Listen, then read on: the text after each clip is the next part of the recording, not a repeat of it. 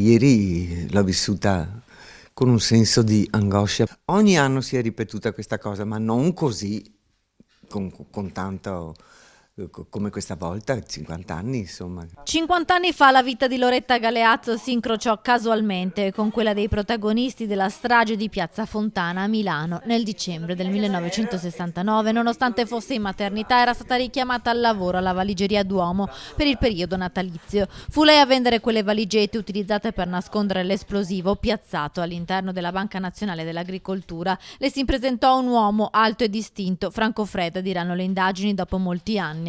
Mi ha chiesto un tipo di cartella che possibilmente con delle caratteristiche senza scomparti all'interno, leggera, e, ok, va bene, una cartella era normale, ma me ne ha chieste 4.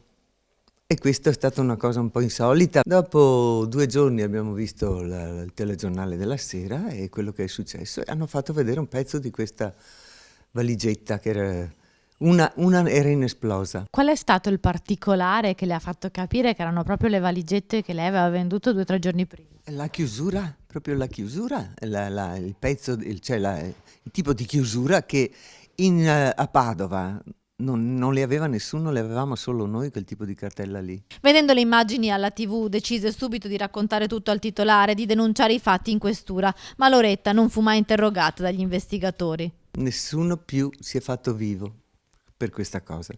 Infatti eravamo abbastanza perplessi perché cosa è successo?